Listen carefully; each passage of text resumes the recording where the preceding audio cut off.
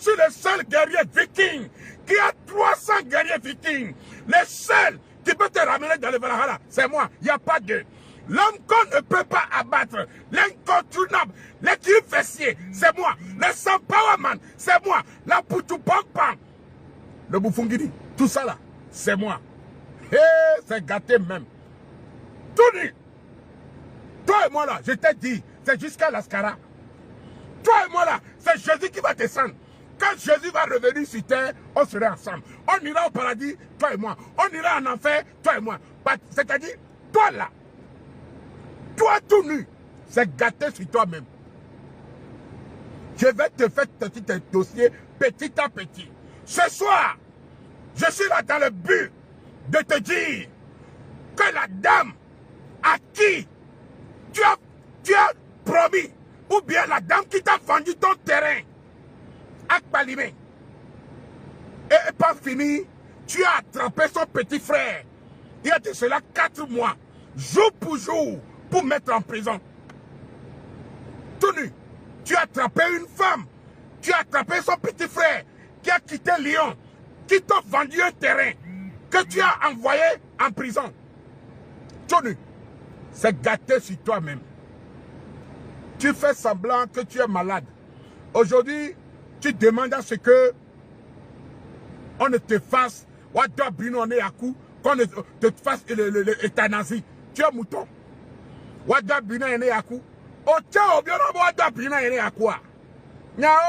Oh, c'est que le début, hein.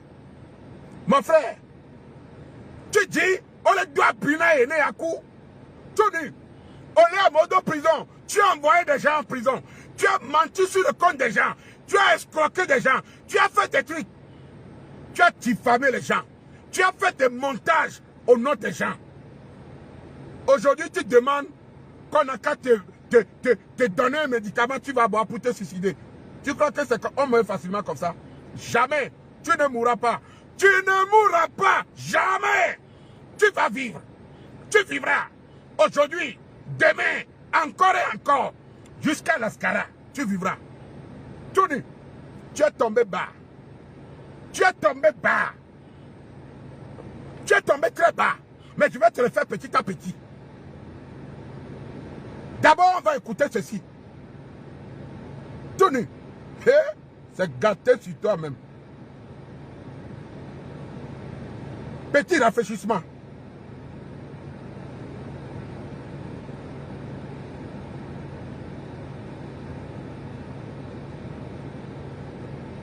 Oh merde, je n'ai pas mis la connexion, désolé.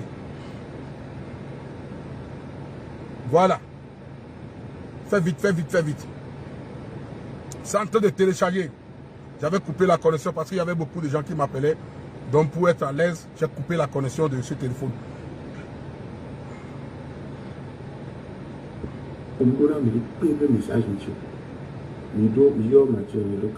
Oh, il y a Mathieu le Dokame. Répétez rafraîchissement. Mathieu le Kamebo.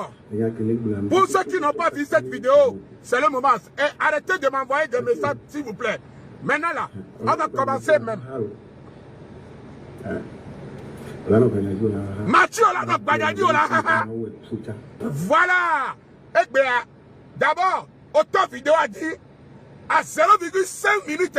Obe Mathieu, ola no Badadi, ola haha. Gogoligo, nyeku egbe amekel Badadi me haha. Et il y a les voitures climatisées, mais les filles, moussez pas, colopa, je suis à l'aise. Ma bayaho, ma balia son dit, tranquille. Ma frigo, ma sobi à manou, tranquille. Obe no Badadi, ya ma haha. C'est ça. Je vais te le faire petit à petit. Pour ceux qui n'ont pas suivi le début, je vous dirai petit à petit, je vais vous ramener à la raison. Gogoligo, commençons. Owenik pese burubu. Oh, onik pese burubu. Otrozun pese baraba. Pese burubu, c'est fini. Tu n'existes plus. Actuellement là, c'est décès, tu veux te suicider. Actuellement, pese zuburu. Alors pese zuburu, tu as raconté garçon. Dombri, tu es dans le quartier. Aujourd'hui là, tu as raconté garçon, Talaboy. Tu as raconté garçon, Talaboy. Oh, Gogoligo, continuons. Mathieu. Mathieu, oui. Nous kemi okudo. Nous kemi okudo. Mi oruko. Nyamu ande pepento ko. Aterateur. Odatera jubefie. Over plein de choses. Pour menti. D'adhérer de viasi. On trouve les pommes. Bon, ben là, mais toi, c'est pas on te porter plein de choses. On en a donné. Ye va tourner yo. Novi. Migole yo. Bec peremien tibia de ameato. C'est pas on te la meatou. Toi, le tournant yo ben là de ameato. Kembanya Tolobelu ko amebunyon amerebu non akberene ame barabara yoni depuis ce jour je sais que tu étais mauvais. Continuons. Tout nu.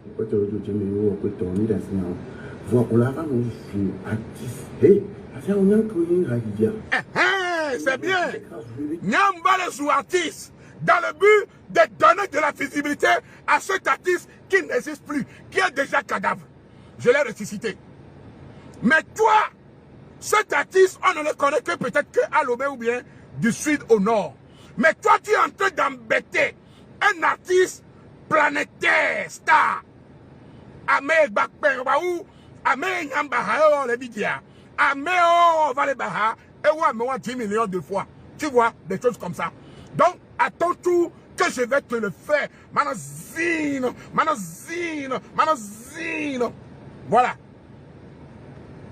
Obe Nyambaha, Wadi, Yenti ovale si caméra be dalem tout, Yenti o Kogoligo ovale bombe, Mano Higenu Baha.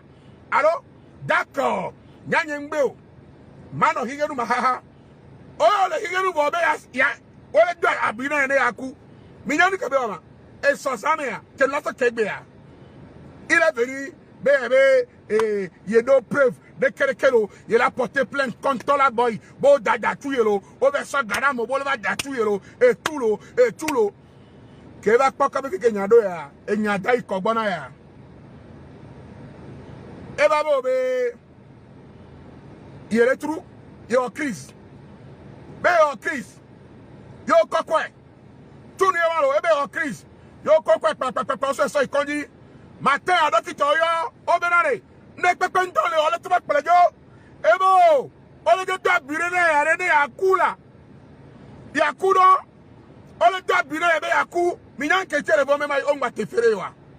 Elle est des cadres, collectivités, surtout, Banik Babenyanti, des cadres, les prisons, pas de toi, quoi.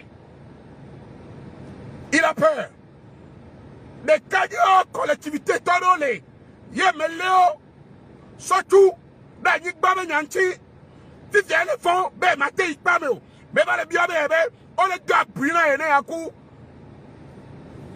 Et toi on est là et t'en as dit là. Ouais deux brillants à coup, nous qu'est-ce que la cour, oh ma cour. Donc, à ma sœur, qu'est-ce va pour vous? Wedim pour n'importe. Wedim pour n'importe. Tala boy champo d'ampo. Tala boy me donne moi me réveillamo. On va les blancs, va les salir à Mobame. À Mobame nous et j'oublie pas mais ben fi électricité va on top ta fita ben électricité ben ta fita yo ni oleo on to électricité yo fi oleo nous que j'aime dire aussi wedi nema mungu na noa ele to ba hu me ba me ma bua me ko eh Mathieu oshinwa me do le viaji alo Voyons, Mouchinto 94, 95, il y a le colonel Mikura. Boulevier, Oshinto, Amechishimenu, Oshinto, Leo, va le papa d'Abina et Agua, Bamehara, Ebe Shindola. Oshino, donc à Koshinto, Oleo, Boa, Tanavio, Neaku, Oma et Tanavio, Oshino, Aïe Pameno. Ouais, dis-moi, et moi, et John, il va quitter, il va accepter, et les systèmes, imaginez, on a nos petits frères, avec aucun finance, on va tout chaud, imaginez que il faut que John, qui me dit, vaya, il faut que John m'a dit que quand il va toi, après il va payer un job, il a avec famille, va vivre ceci, que les autres, 1 million comme ça. Oh ma bébé famille est venant de Kadé à Kakakakakanyem Sénégomo. 1 million comme na oh ma bébé famille Kameakwa Evenant de Kadje à Kaka, Nim Sere Gombe, Péro. Je ne comprends pas. Si tu as dit, autant Kuno ne m'a 1 million. Osea, Kunore, ne m'a 1 million de sur un couvio, non, nous. Non, il faut le coder. Voilà, pour l'instant, tu dois payer le mal que tu as fait. Tu iras en prison. Au bolo, c'est gâté sur toi. C'est gâté sur toi et c'est gâté. Et tu me fies, Emile. On est en campagne, il est pas libre. Au valet micro, le président Ben Koubé, les ministres Ben Koubé, les autorités Ben Koubé, les tenants présidents Ben les ministres Kouda Mon, quelqu'un, qu'on est au Dopia, ne va pas jeune, sans Doliwa TP, ministre Odiladoua, et au Tounu. Ministre Odiladoua, Tounu, et au Tounu, le Tubefie, à mon collègue, le donc, pour l'ensemble, il est noir. On va dire la pour le dangbe, le doudouper. On va dire la soifouno sur auto. Hier, on va dans la je suis de la maison. Un homme menacé à moi, je suis de la maison. Je vais t'enfermer. Nyato. Nyonou. Togo nyonou. Yel le yovode. Bele sanigba. La nigba. Yo beba Kenya no viadi. Tout nous dit bele sanigba. Yo soit si sort. Tout nous bela sanigba ne. Bela quoi mais la sanigba ne. Nous avons le tonneau tout du fou noir, à Nigbaware, au Belge, et bien à ça dans le Palimé. Parce que nous avons des coups de sur un bonheur. Nous avons boiré. Nous avons le Nigbawa, il y a ce fou sur tout au Belge. Voilà que va comme fou dans les développeurs, on va le tout côté. Plan Québec à ce fou sur moi, il y a Marc Batéouéon. Et de terre, ben les Sebobé et moi, d'Adoué Bahouya de 3 mètres. Donc, il dit à sa fourroie, tu n'y vas ok, il est là au géré, il y a un sac blondier, tu n'y vas dans nos vies, va y avoir des photos ou vidéos, quoi, tu n'y vas pas y avoir pas fou, les pariments. Ben, la planiba, ben, il y a un bassin, il y a un temps, elle a appelé. À mes tours de venir, ça y va, elle a du 10%. Donc, elle est 10% d'à poto, elle a donné 3 600 000. 3 600 000. Yé, et d'accord, tout nous l'a fait dans le si y a tout nous béo bani babe, yé pas mais babe yé un tel appelé, fou na nyonta. Et nous avons ah, mais l'appelé ah, il a scéné. Tout nous béo comme il a du 10%. Il a tout 3 500 au lieu de 3 600 Kobe il a tout 100, Kobe 10%, il a tout 3 500. Yé nous a soigné à solon. Yo so homa so. Yé tout nous soigné ban so play. Oso homa so wole huissier bon non nous avons envie non lion et bon va les palimé mais doit faire on a élevage mais nous les palimé et du français et comme me confier non yo huissier bon yo homa y a tout nous tout fait après des mois quoi tout nous que va nous abe les 300 y be gavana be banigba yeng baledio be sebe e moda do anigba non abe yo Neye le sanivara ema. Ye mutone hobe molaba do anigba ma. Ke gwento bebe ve di anigba gome le mairie. Bobo be monga du fudo be problem ne pemlo. E gare. Ye ezevo. Ye mabate so garçon de vidéo. Voire, ye ente banalome. Masme. Avril me on be banalome masme. Ne va no mairie. Yola dogo. Tunibo. Ye be galo. Escroquero. Il n'y avait pas autorité, il a porté plainte, il y avait il y a ça, yo, Roma, il y a gardé gars, c'est 1 mois, 2 mois, mais il y a trop de quoi, il y a le gars, pas son nom, et les engagants. Mais Baba Lomere, il y a remboursé les ganero. Tu n'y vas pas, il a signé engagement. Nous avons problème, là. Mais il y a donc le ici à bas, nous avons envie que les paliméens. On va continuer, il y a un rendez-vous le ici à bas, mais il y a un que tu nous as derrière. Et pour le soir, il va d'aller pour nous de Kadia. Que de Kadia beva. Bedo furu pare. Tokri. On me la te. Yo plejo. Quand plejo. Soir, mais tout nous va si direct le fier. Va le blabena. À me lever à Sanima de Belaï. Yo. Qui est piégé. Mais va. Ce que me va quoi. Et de balame pas pour. Mounave ça, le front civil. Olé. On me la te. On plejo. Agbetola no akpeme ne a. Agbetola no akpeme. Ano nu o wa. Elle a moba me sort d'eau, Jakpame. Pour des histoires, parce qu'elle m'a sani banon. On doit confier à Nibana en tant que démarcheur ou chômette. Que bon, on va Nibano au sople. À Mébélé, il le 18, le 16 mars, on va piéger Novia le 16 mars. Dieu faisant les choses, on l'est au temps le 16 juillet. 4 mois après. Tu vois comment Dieu fait ces choses. Elle est à Mobame. À mes bossons, il va dévaler, nous parler. Tout nous n'a olé. Les familles avaient soit garçon tout. Yo soit assis. Mais va on a direct mais à balenyo no la sounyere. Menacé dans nyonwa. Là non nyonwa amdi pas pour be focal o we. Menacé dans nyonwa, capté de clan et nous qui le bagné le fier. Keke. Et wo tonu. Ano sac de barabarabare ano collabo décoré. Continuons. Me myself and I, me myself and I, the guy what to go. The niña no que le chine nama, la sombere. Niña no que le chine nama, la sombere. Tu dis caca. Et je prie quoi. Parce que. Faut pas envoyer de message pour l'instant. Ça? On a que venir. Enyame le plan non wona.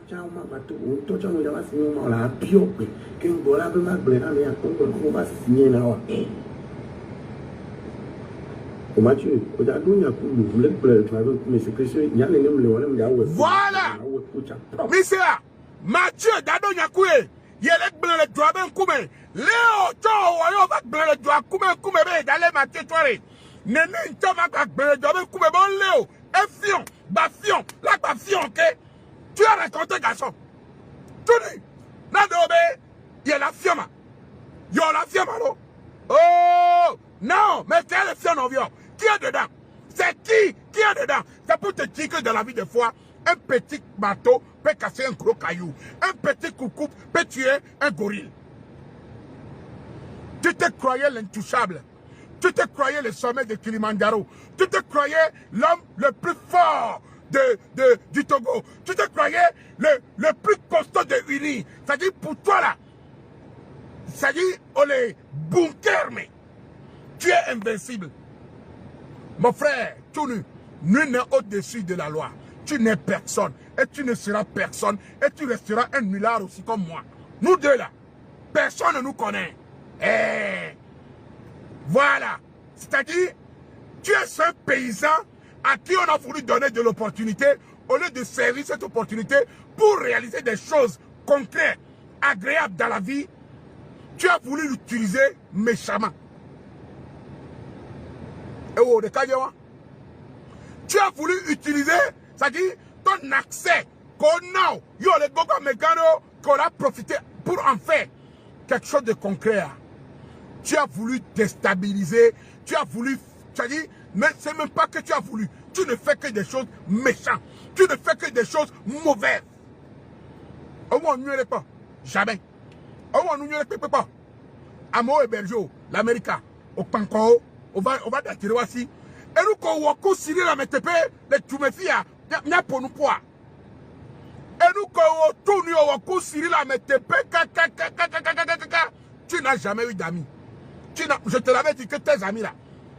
En tant qu'ami, ils ne t'aiment pas. Hein. Il faut semblant de t'aimer. Au pas de Betoreva, à part grand frère King Messa, il va défendre. Parce qu'il a joué un rôle de grand frère. Mais il va défendre, il va découper le Tao. Voilà. Et comme tu méritais. À part grand frère King Messa, qui va se plaindre en ta faveur, bon le libérer Mia. Tes femmes même, ils n'ont pas parlé. Parce que tu n'es pas bon. Tu es un faux méchant. Tu es un faux charbonné. Tu es un faux charbonné. Et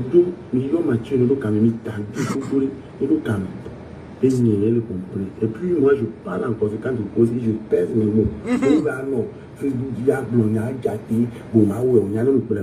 Oh! Mathieu de Moublema, ouais. Oh là, le blanc là, ouais. Le blanc, d'aller me sortir. Maintenant, pas de dire, ma fille, il a deux mots, là, ma lème, le vote, oh là, on est que le gars, mais on l'est, beau. Tu dis, mais on l'est, beau. Mais qu'est-ce qu'il y a, beau? Mais qu'est-ce qu'il y a, beau, crise, mais qu'est-ce qu'il y a, beau, bina, et à coup. Mais qu'est-ce qu'il y a, famille, il va le bina, et à coup, de prison. Mais, oh, et nia. Oh, non, non, c'est moi. Ne pas on est. Oh, on est. Léo, talk, blanc, on est. Ne pas me les blanc, on est. Oh, Léo, on va le coucou, diable. Coucou de dehors, mimba accepté, bédo. Togosel, Milé.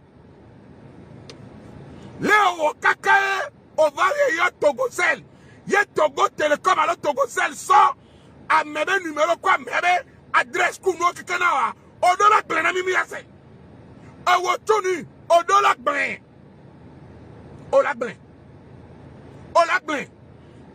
Autorité kodo. Ye o va now. Abenia. Rien de coordonné o kekekeke. O now. Yo va le blanc le moya. Di bon na ya. O la to vérité na miegbe. O la éclairci fou na mi. E wo tuni o la éclairci. Toko. Na do be se wan. Yo se wu. O se wu o pese soboro alo. Pese soboro. Boro, pese, o pese soboro, o muono. Voilà. T'as vu que nous venons en Anglema, ouais. Et au Taroufa. Au télé, vous votez Amérique, en Europe, en Germanie, Suisse, à Philippe, Mathieu, il y a un blog, au Penya, au la Penya, au Makicho. Oh! Parce qu'il y a un. Moudoudiano, au même hôtel, il y a voté la Philippe, Amérique, Germanie, France, n'en Penya, Kouya et Madoudio. Mon frère, un toi et moi qui veut qu'on l'euthanasie, qui veut mourir, qui veut mourir, qui demande à ce qu'on lui tue maintenant, qui demande à ce qu'on lui jette quelque chose pour mourir, qui fait semblant, tu fais le semblant que tu fais une crise, tu es diabétique, tu fais le semblant, et vous gogoligo me parabara oni, ah mais vous ben yame kenka o obe la lenya tout. Benya muvale sou wedi bo vale sou Emmanuel Chéri Adebayo que tu as monde à peta ici mais que de si wedi o ye ku o pe de si Amérique pe de si o Majaro de Camano Gome Amérique pe de si o depuis qu'on dans les mois de 20 ans on me dit si o il y a que toi et moi qui le connais voilà mais moi je faisais sa promotion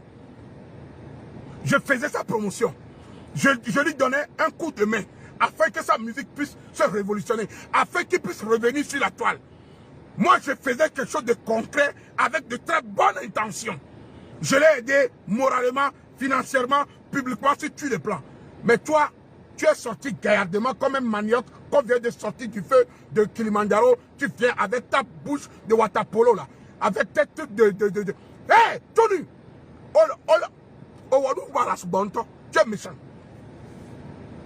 Ah, mais barabara, on va menacer dans les inbox. Il a pas non la datou et qu'on soit venu la homelo.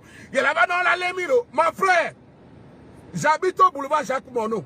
Le jour où tu viens en France, tu me dis, je te donne rendez-vous. Moi, je vais te frapper. Tony, d'abord, dès que qu'on le voit, je te prends, je te frappe. Il y a une bonne noix au combat, on avait, et avant de boss, aïe, mais, on le connaît Mathieu, il a oué barabaralo, il m'a c'est nous. Yo! Non mais yo pas gogoligo be lawo barabaralo gogoligo tofie oh il va te nommer ça mais peng baba yo mbe gogoligo be nyake je bois un peu d'eau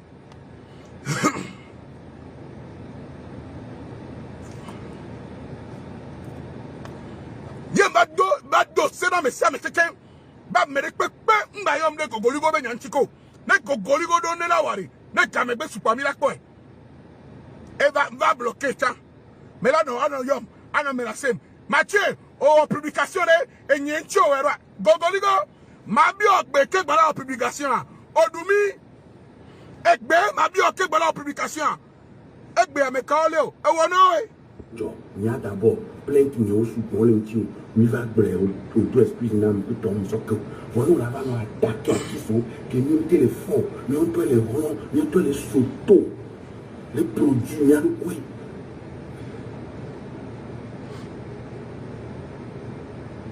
Nous doit s'autoproduire, nous doit les ronds, nous doit la aura, la va quitter là, Didio, la naga, Ocho Hakoa. Oh Hakoa. Gogoligo. E Hakao. E Hakayo. E nuka Ocho yo produit pas. Aïsi aka kudo créer un combien. Neno ça la crée. Crée neno ça non. Crée. Mou 500 francs. Aka e brido ba aka brido ba le ka appliquer ko anya be wo production na wa. Oya wa nuko oh Hakoa. Omo nya wo Hakoa tete. Mu tous les clips mu wono. Oh Hakoa. Gogoligo. Oh Hakoa. Aka yo si na kube. Aka la fille pour le lomé. Akadé. Yo tuna. Yo la si. Tu ne fais même pas rire. Sincèrement, du fond du cœur, mouni ben mbiji do entiolo. Honnêtement, nyemablo, ma ou walai bilai. Gogoligo, omdolan kukwela mere bobo. Okwa gaho chinyo le funwa. Ne le pon na ka ontola no konu. Il n'a pas besoin de faire des masques maoré obenu on kousina le kumele vi on wa. Maoré onima. Alors mayo to di oleba. Adien wa mayo tie mesoa. Maoré abi polo le tu me fie yo sinanu den kume ke. Non autant on la fond la sinuo maoré onia. Gogoligo. Ovale hono bo bahatislo. Ade bayo ke o le bahak kasok bedek be pe ya ozuino be mu oton. Ozuino bo ni sova I talk show bébé. O le pa ida, o le pa de bara, il a te débat takpema. Oh non, oh watakpe no. Oh watakpe ba hoke. Adjerato yoni e Gogoligo. Adjerato ba jerato ame kemuno na reconnaissant la gbemewa yoni. Ame bada. O globa be bo fi électricité. Ya pa mo ya me ba homero, ame fi électricité. De kelo o dawuyelo. Nu kelo ya si o awuro yo. O wa e gbodo ka do fale wo ya. No gbodo ka so du tabaski. No wo ya o ma te so ne gbegbo. O Gogoligo do wo a. Diego o ma te so ne gbegbo. Mi ma senu opo. Mi ma senu le tuyamo. Gogoligo edo inbox na mo kekekekeke. Edo inbox na fo profil o keke. E play lo me clear USB o keke so kore home. E play lo me clear USB o keke so kore home. Na me ya wo commentaire vidéo ya le tout. Na me ya wo no o peut-être de moi le direct me ga Gogoligo la ba inbox no be la le tout.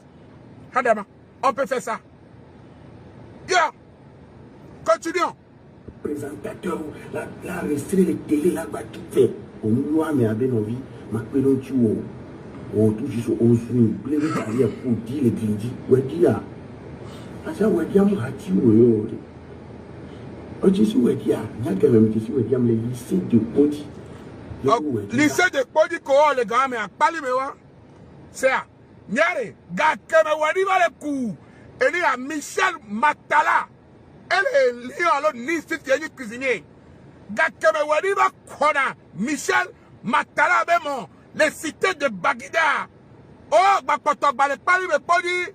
Oh, Dignane Lomé. Nenso Pali me Podi Valomé. J'ai grandi à Lomé. Idiot. Bah, mais là, on peut photo ancien. À tout le moment d'Ayo Beach. Ben beba me onyo enu bavare Toyota eni change ni change poni o lycée tan lycée de Podi be nyayo le nu o le wa e o Gogoligo tunu e ça va na problème. Francis on va pompoler les caméras dia allez tout apa enyalo misia commentateur balo ngonu ne wa misera Negba Paul et caméra de il allait tout. Eh, Adama, Gogoligo, tu es qui? Commentateur. Ah, mais voilà, commentaire, les direct, mais elle est menacée. Mais il allait tout. Gogoligo. Eh! Odababa. Yako, on a Francis qui est au commentaire. Eh? Commentaire. Balo, mais avant nous, les direct, mais et menacé. Après, il y a une menacé Francis Wakakabe, il a tout. Il a dit Kaka, il a quoi? Fikemele, il a quoi? Il y a un moment, il y a même des coups d'état. Jamais de la vie. Parce que ce garçon a attrapé des gens innocemment. Il a menti sur le compte des gens. Lui là, que vous voyez là, tout nu. Encore que mes soeurs d'Inti. Mathieu. Oui. Oui, il y a simple au yo. Bon, il y a Mathieu, il y a simple, il y a son corps. Ok, ouais, nous avons Mathieu. Il y a simple au yo. Il y a Mathieu. Mathieu. Nam ne dit na o gachaba do nya kuma pe. Na mere na gachaba ma do nya kude ya magbe. Mon frère, nyemu ya gake gbara pe nya ko bo egbe an pe nya ko. Toi et moi là, c'est deux. Gogoligo, toi et moi deux. Gogoligo, et nous c'est que la siware. De ko to le pa vene ya boy. Allez, depuis jusqu'à week-end, lundi, tu as encore dormi là-bas. Mais tu dis que tu es puissant. Mon frère, tu n'es pas puissant. Allez, depuis des jours, on va le voir les matchs à dire les filles. Parce qu'on peut venir le mot. Mon frère, Dédé, de fer, Dédé, mais de tomber Dédé, ou Dédé, blo Dédé. Yao, nous c'est la sio. Oh, Adebayo le non, tono. Gogoligo non, tono.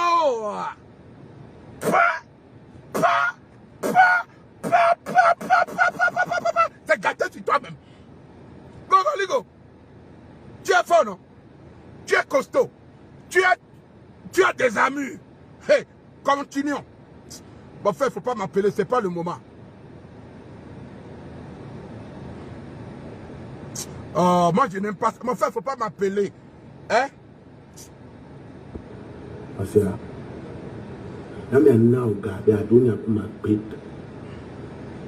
Il faut le mettre en garde. Mais là, c'est là.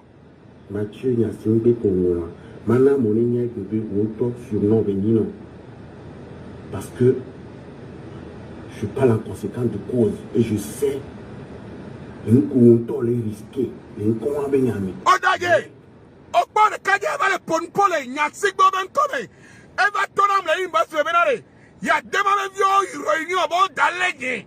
De kaje ya gogoligo wa. Eva va imba slama le menace be ya demame vio be odalege. Ye miebere.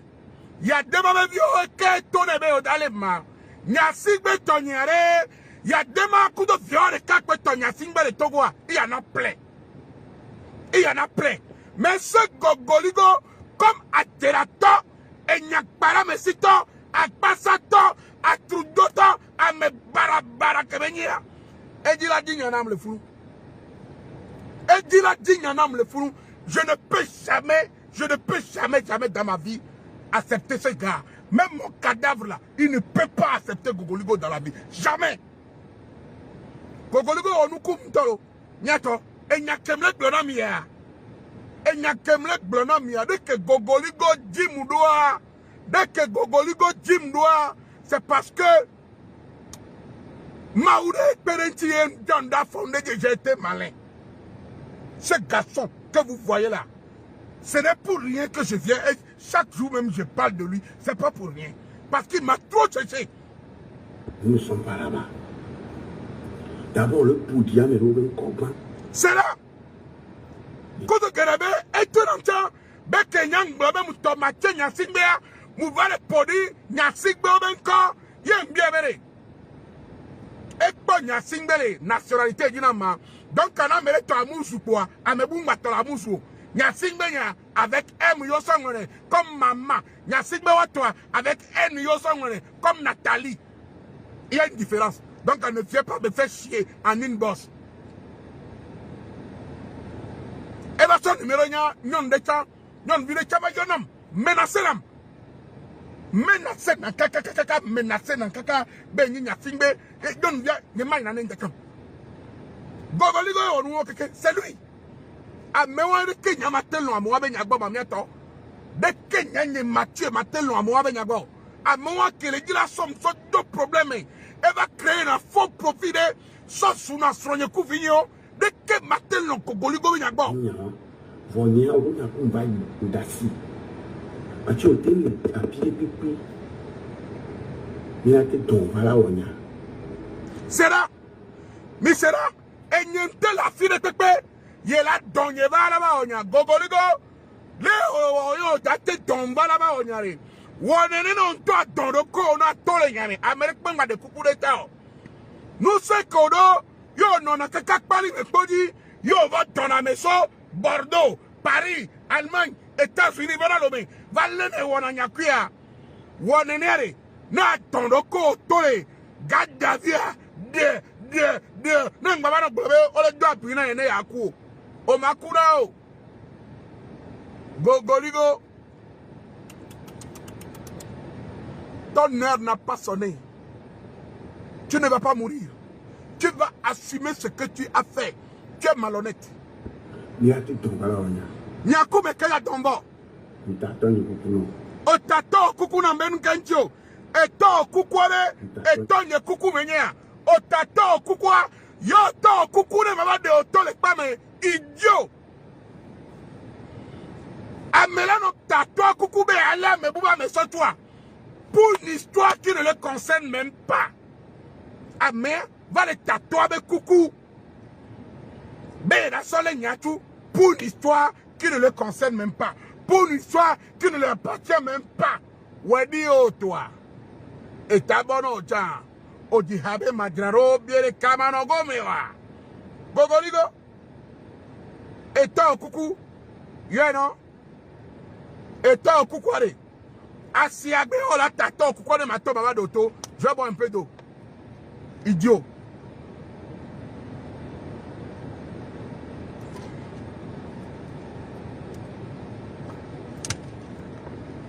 Continuons. non la si ivoirien ou papa que ni ko to gwa le fo ni ko d'Ivoire to papa que ni ko ni ko d'Ivoire Papa ko wa yo so be fina courant oh papa yo décoré yo vere fi courant ame ho papa ta fina et tout be courant ame président de confiance dit yo décoré a fi courant et tout toi idiot autant la black benya voleur d'électricité la black benya ewa tunu bakla nyao oho bakla me nyemi correct blemenawa ole tua oho bakla o kwa me mi do anyigba menya o amesa anyigba no o ba me tu fela me no do tono o piéger ole tu yo vale bon baba benya na bla bla je who be you idiot. Il est mal babé dans le ballon. Il y a un caméto venu. Il y a un caméto qui a eu. Nous sommes venus encore. Encore tu es bête. Est-ce que les cafés au aussi l'eau? Ni a bon, ni faut pas là quoi. C'est tout bouton faut pas là quoi. Donc nous quoi mais les tout là pour aller les quelque temps. Les ni tout pena et des cajons les cajons ont petit chongo le barabara qui me fait un peu 150 000. Les ni trop pour le nambo et n'y a un peu. Mais tout faisant des cajons à dérateur des cajons vidéo ni so. Ebe o kogoligo vayo yo ton ebe o proposer gare ebe va da jere Mathieu ici. Ne ya copie ça na procureur. Ne Mathieu va le mele 28 ans. Ne ya na olale. Ewo tunu Obek Bolognawana Senik Sangba, Krangba, lo Kreni Sangba, Yonema. Ewo, tu as dit ça à Kreni Sangba. Beleva da Jere Nkonyeme, ne mao audio, nae. En tant que témoin, ne Toba Lem le 28 ans, yela batro yé, ne matro confirmé, na procureur, no son do gakpame. Nyama tu fera Kreni Sangba bolo zuwa, nyanyi ntonyo ndo nula zuwa. Nyama no evode nyama zuwa, ma zuwa pian, gogoligo. Tony, ma zuonta, te, ezuna wa. Beru kendio, otu mazu, opotome na mama potome no, oposambara ma deno, sampawa man, belly to belly, épaule contre épaule. Écrit fessé, bim. Continuons. Mais barabara. L'émission audio ou dans qui n'y a pas tant y avait l'émission ou l'émission ou dans et n'y a rien. Mais ça réunion avec audio Canada. Il y a quoi mi réunion de quoi? Moussa audio de quoi? Je te lance encore un défi. Me le prenons peut-être. Ne moussa audio de quoi? de Tobe Mathieu. Il pas ma Mathieu sonny à Sodoraï. A Messia avec Kenya numéro de Tumefie. A Gerataba, Gerataoni, Gogoligo, tu es un menteur. C'est quand il a mis à des bases, je ne comprends pas. Non, vidéo là avec quelqu'un qui ne peut pas attendre tout va pas les programmes à me va garder les prix au point de faire concorde que toi à me oui man tout c'est moi patana aha mi quoi mi laisse et nier là dossier nous patana elle comploter nous mais à ce moment là ça coré Mathieu nya sing bébé mi parle que le cadre là je vous dis que ce garçon il n'en est pas au tole ndio va si caméra gbe de cadre là on lui ok gbe e wo tole ndi entie ye Gogoligo les omenamdo egbe oto ba si caméra egbe e du kentie Mathieu en grand o tipo ayo ni e wo tole ndi e wo ntie Gogoligo pas comme la péame egbe o ba si caméra be le film Mathieu be le kele idiot deux idiots au carré. Ouais, parce qu'il va retirer au mal. D'abord, l'usurpation de mots, faux et usage de faux, insulte, diffamation, atteinte à l'ordre. Information est venue. Gogoligo vient de regagner sa cellule. Il n'est pas mort. Mais il pense que bon, il a quitté l'hôpital. Il vient de regagner sa cellule. Oh là, tonneau là, Gogoligo. Oh, cellule là, de quoi plaît, cellule là, mais voilà, nous civils, il dit que quoi, n'a pas de nous maha. Il vient de regagner sa cellule. Auto, à la directement tout. Et les quoi, je regagner la cellule là. Oh, il m'a le quoi, yo. Il trouve, il vient de peinter au fond du noé. Et les divinards, il y a nos capitaux. Mais un capitaux, il y en a vraiment. Prisonnier, et ton côté, il y a nos capitaux. Fait que les papes sont noirs, et nos fous. Au moment, à nos pas maintenant, à même à Woko, les rois, on n'a pas. On l'a pas, on l'a pas, les gars.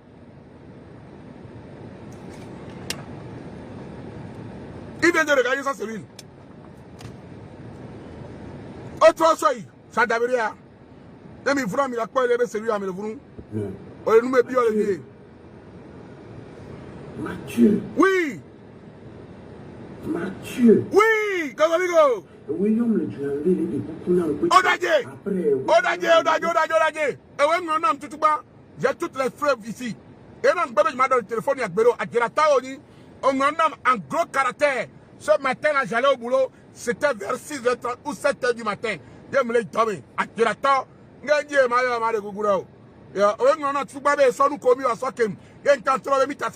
on a fait la paix.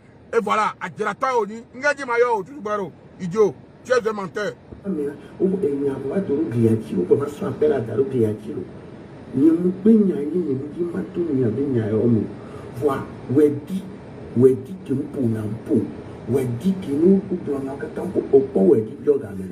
quand on va les donner, on va dire au toi.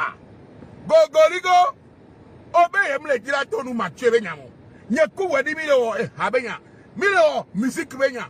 Au son, nous bafouons, que on doit podium, les coupés là, on avait dit Hanamo, à Comédinamo, on va les donner, on dit au tona. Mais de Kaya Kanto Yama, Odu, Yamunyolo, à compter le dieu, alors Claude ou le dioma. Tu réfléchis comment? Hein? T'étais là au Mudo Benoto. Tu réfléchis comment? Wedi au toi. Wedi au toi, Gogoligo. Parce qu'il reconnaître quoi? Nous gagnons à reconnaître. Et reconnaître des gagnants. Et le tout bien à ma open fond. Je pense à Wedi Tina Hanto. Abba Menito et Mathieu. Asa, Adeba pour la balle un toit. Habba Menito à Gogoligo. Adeba pour la balle un toit. Oh, Gogoligo, ton potia. Habba me.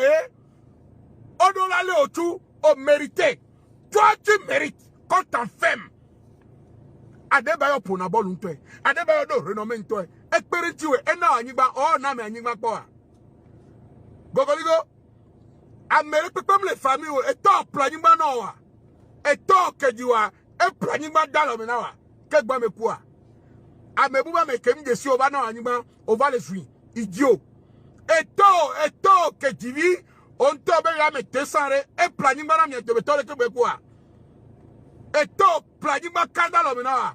et non planning kandala mena atabi ole planning ba sona o va le blanc o blanc be anigba kentan le nyon le blanc o la po anigba e oh non ingrat inconscient anigba ye c'est à o gogoligwa oh non emigo che soit disant Mathieu il a signé Olo a fait Olo exagéré. Ya, Nyakou a me qu'elle exagéré. Et au qu'elle est innocent sur les deux prisons. Et au qu'elle est d'actiram aussi. Au qu'elle est profilé dans le dossier qu'elle a endossé. Endossé au Ségomé.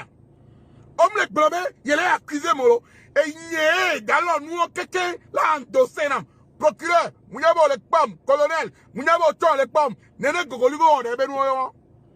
Il y a un petit qui est convoqué au coupable, et va nous foufou pour me voir. Papson te qu'elle est une nuit à me badi. Gogoligo, au dans dossier nous canamo. Oh, en dossier, Donia, et ni à quoi, murmenu, la va taguer une médic pour la joie. Au dadé, manga bonon, chap. Moi, je ne suis pas con, hein. Gogoligo, tu peux jouer avec les cons, mais moi, je ne suis pas con. J'ai fréquenté à Taoudo, j'ai fait mes études à Tangalam. Ah. Mon frère, qu'est-ce que toi tu vas faire? Gogoligo, arrête tes conneries là. Mathieu, il y a un média. Quand le montage a mis en ligne, il on m'a dit tout le monde. Il m'a dit tout le monde, non, Bidia. Il m'a dit tout le monde. Oh, Bidifa, il y a tout le monde. À des belles Bidi, on tout le monde. Ça fait égalité. Un but partout. Zéro. Léo Binatia, mais tout le monde. À des belles Bidi. On te tole me. Bravo! Gogoligo. Léo Binadi. Yenye mate tole me ware. Nyanye ngbetonyo. Enye gome ofo. Adebe o tambiki. On te tole me. La preuve. Au bol de bina ne yaku. Tu n'as même pas de couilles. Et nous disons, yo le so garde à vue. Garde à vue bitiki oyi. Yo le bombe ya no tike yaku. O le do bina ne yaku. No je va te faire on dit nga wala ba wala vuno. On a beau le brûler, on le brûler, mais quand la coude de ses cœurs, il ne gagne pas. Mon frère, calm down, tu vas le goûter. Façon dont tu envoies les gens, attends, je te l'avais prévenu, hein, je t'avais dit. Tu t'es dit que non, moi, c'est tout le monde.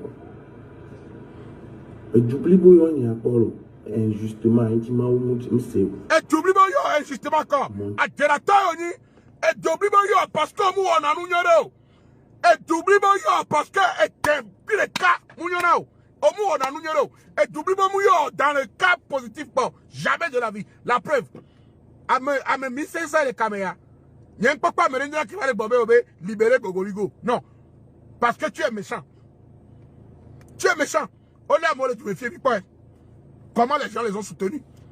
Qui te soutient? Parce que tu es un criminel. Esprit criminel, mais au-delà, non. Tu es au dos esprit satanique. Lucifer, diable. Satanique, sale. Il y en a nous au cœur qu'on a, il va comme non. Toi-même, tu es noir. Au bassin, nous, il va se tirer un coup. Même nos bassins, nous, tu es toujours noir. Tiens! Je te boule pour l'homme, quoi. Ni au pas tellement que faut voir Bouna. On m'a dit, va jouer, voilà! Oh, pas tellement, mais faut voir Bouna. Et gâteau de Boune. Adebaye do gawo. Omwio. Et na anima. Omwio. Et pour ça, il parlement de rire. Omwio. Pour finir là, on va dire va détruire l'image la sali. Voilà le promo daouye. O fi courant lo. Non, ba fi courant télé. Et nya omenia. On donne courant fito nya. Tiens. Tony. Tu vas aller là-bas. Oh, tu vas aller. Obligé ni. Anagotole, obligé ni. Yale mongodi. Obligé ni. Tu vas aller. Nado be sewa. Nado be sewu yeni. Pese soboro. Oh. Asi agbe esidobo ko ato awatuno. Esidobo ko atono. O dobina o kiso o fomi o adekeleke o. Why you know? Mercredi matin o temps là mais notre temps soit injustice. Léo, prenamo, il n'a pas vécu là, non. Yo, on trouve en direct.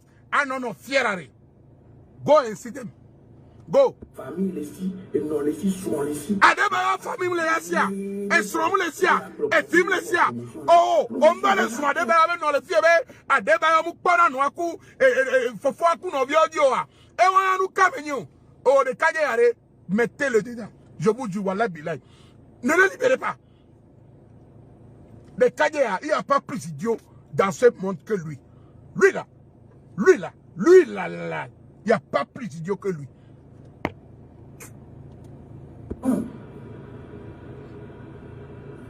Promotion avec catégorie Gaïon. Catégorie C.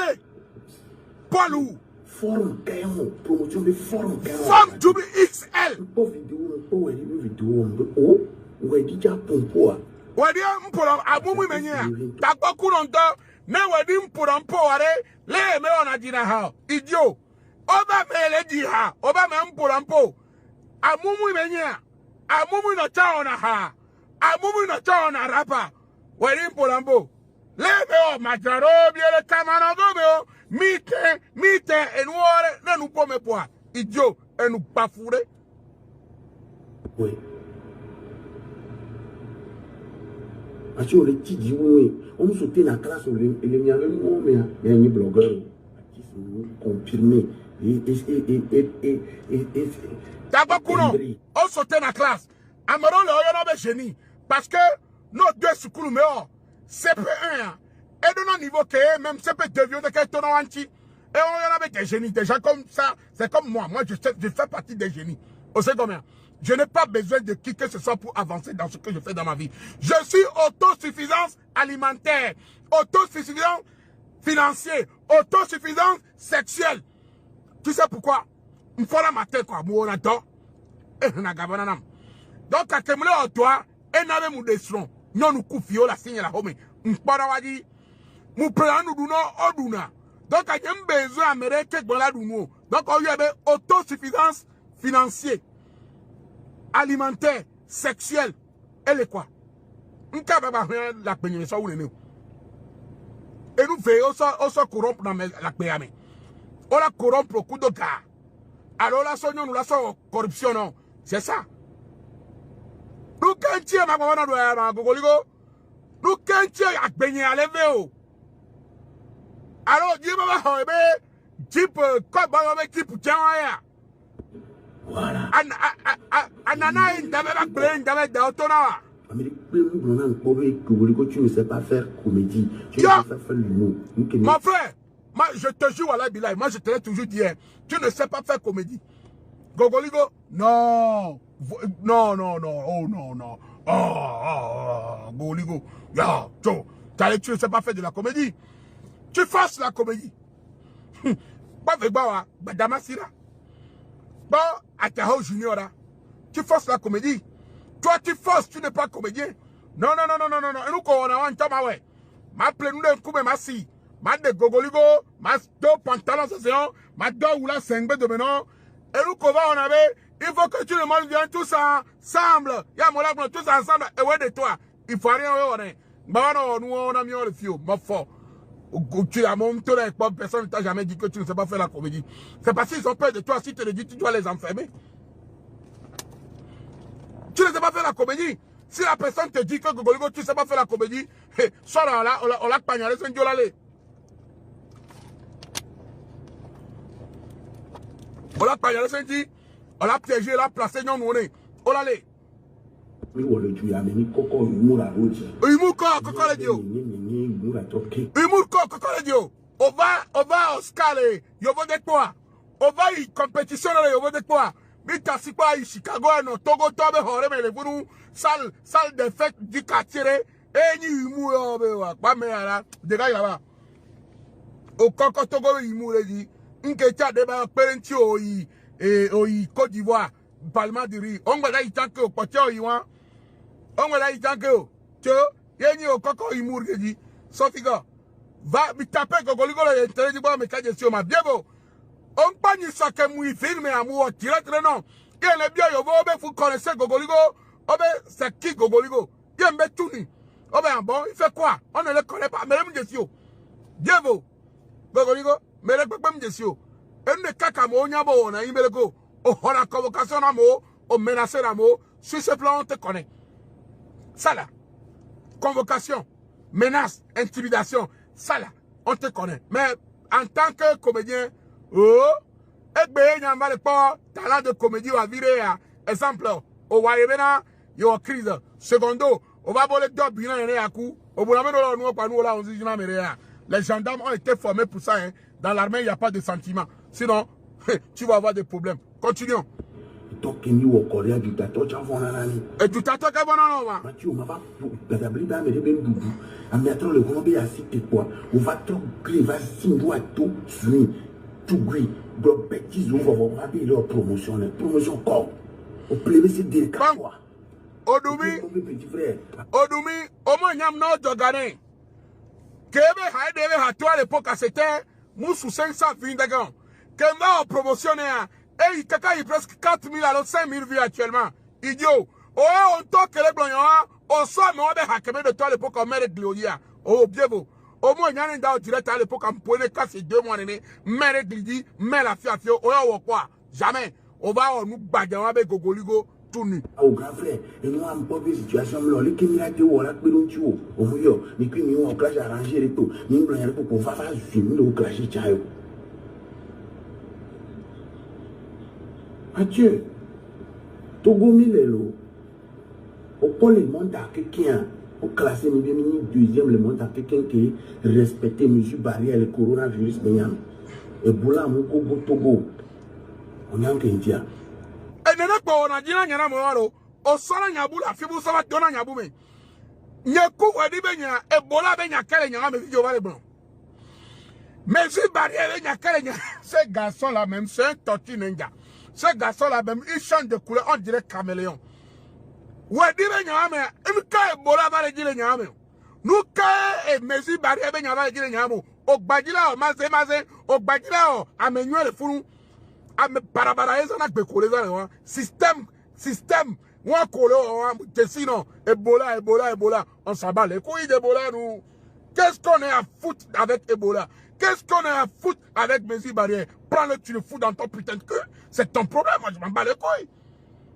Qu'est-ce que ça a à voir dans cette histoire? Hein? Et oh, tout nu. Il y avait du plateau, c'est honte. Nous gagnons du poteau. Et qu'est-ce que ça a à voir avec Mathieu et Wedi? Boko Haram, quoi, tes conneries là que tu racontes, ça a à voir quoi? Akirato, qu'est-ce que ça a à voir? Quel est le rapport? Adama, tu es zinzin, hein? Tu es débile mental, hein? Tu es fou. Je te dis, tu es fou. Tu es subtil, mais tu es un fou. Un vrai fou. Avec F-O-U. Fou. C'est une grâce. Mawalole, il y a tout les clés, au bout d'un coup d'arrêt qui, au barrage, il y en a mis, on y avait les mots, on s'en va contrôler dans le tout, mais nous n'avons rien, nous avons fait ça, nous avons fait ça, embêté à moi, les gladiateurs, nous avons fait ça, et nous avons mais on y a un collègue. Vous la fiez, à Délator, et Nadina Metor, et nous confions. Il y a deux maladies de Kaeton, il y a Singbea, idiot, au pas de cogner les sous mais à Homo, on a donné. Et Nadina Metor a créé un problème là, mais mon blessant, dès qu'on va là, il bosse là-bas, il y a des maladies qui il y a des maladies qui ne pas aller. Mouleza Mathieu, il y a Singbea, les Facebook, il y a plus de. Depuis 2007. Depuis 2007. Il y a encore. Mouleva l'homme tout le temps. Oya o Gogoligo va tite. Ni sokwa bo o dalenye. O dalenye lo. Mfiamo ben kolo. E bo va yi Boko Haram. Donc a nyenyi Boko Haram to. E lu go jira o. Alo nyenyi Ebola. E lu go jira o. Alo nyenyi COVID. Alo mezi barrière. E nye.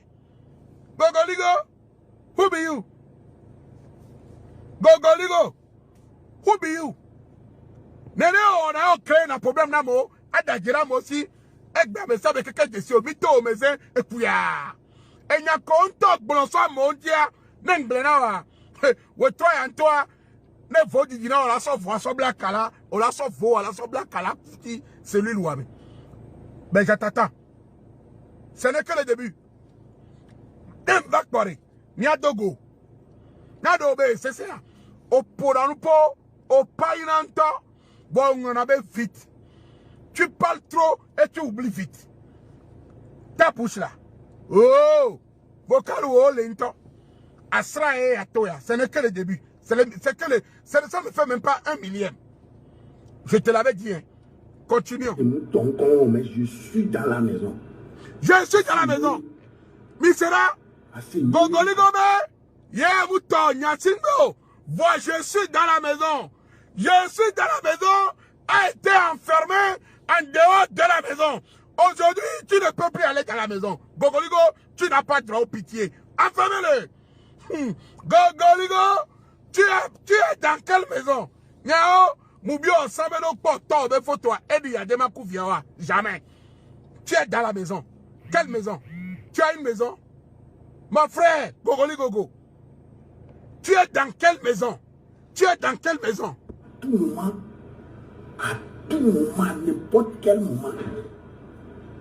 Alors là, tu dis Dieu. Nyao. C'est vrai. Yao, alors, Dieu, parce que je ne fais jamais semblant. Je ne mens pas. Je ne dis pas autre chose à la place d'autre chose. Oui. Jamais je ne vais pas le faire. Oui. Ça sort plaisir. Je demande à Dianinjawe. Oui. Je dis ce que je dois dire. Oui. Partout, je veux le dire. Et quand je veux le dire, si c'est vrai, je le dis. Parce que n'y avait quand même. Nous, Dadia, mais les pays, on peut dominer. N'y avait quand même. N'y avait quand Gogoligo. On y togoto, on y togoto. On va les tourner en meilleur, quand même. Quand encore. Quand encore. Ça, y a un et quand quand même. Il y avait quand même à Telato, au Dadira, monsieur, il y avait quand même quelqu'un, au Blat, à mode domaine, il y avait quand même quelqu'un, au Valet d'Apam, il y avait quand même, quand même,